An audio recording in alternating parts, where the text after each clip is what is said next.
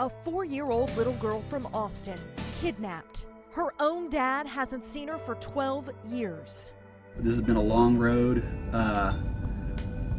What wound up happening is we got lucky. Now she's 17, and there is a lot of catching up to do. That they will live the rest of their life looking over their shoulder, because whether it's 12 years, 1 month, or 20 years, we don't quit and we don't stop. The police work that finally brought Sabrina Allen home.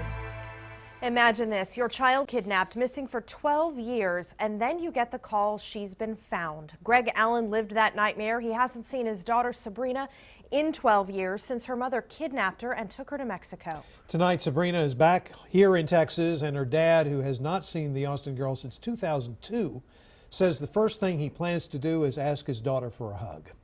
The FBI says that Daryl Lawrence, who did not have custody of Sabrina, kidnapped her and has used a number of different identities to hide in Mexico. Investigators say they found Lawrence and her daughter at an apartment about 2 hours southeast of Mexico City. They were put on an airplane and arrived in Houston last night. This is what Sabrina Allen looked like as a young girl here in Austin 12 years ago.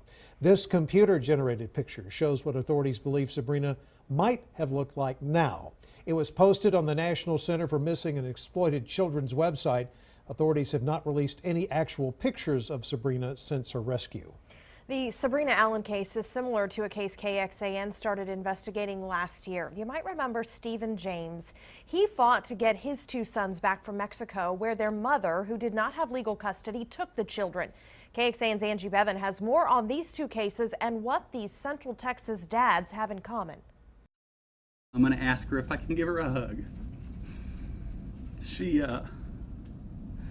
in pretty bad shape, is my understanding. After 12 years not watching his little girl grow up, Greg Allen finally has his daughter back. When this first started, the first year, the first time I took a month off and went to Mexico City, I was walking the streets putting flyers on signposts and mailboxes. The FBI says in 2002, Greg's ex-wife, Daryl Lawrence, took her daughter for a scheduled visit but never returned her home and instead fled to Mexico. I know what he's feeling. I know what he's been through. Stephen James can relate. Yeah. In the summer of 2012, his sons Mateo, now 14, and Zane, now 10, were taken by their mother to Mexico.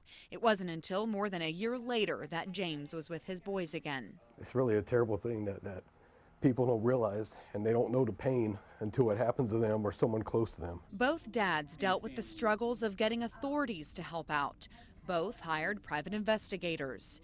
James warned Sabrina's father, Greg, though she's home, the healing is far from over. This is not something that it's not over the day you get your child back. In Austin, Angie Bevan, KXAN News. Sabrina Allen's father says she is under the care of a clinical psychologist now and is still being evaluated. We talked to Greg Allen about his missing daughter back in March of 2007. That same day, then First Lady Laura Bush announced plans to open an Austin office for the National Center for Missing and Exploited Children. This center will serve as a regional hub to manage cases throughout the Southwest, and they can help resolve the increasing number of cross-border abductions. Space for the Austin office was donated by a local bank.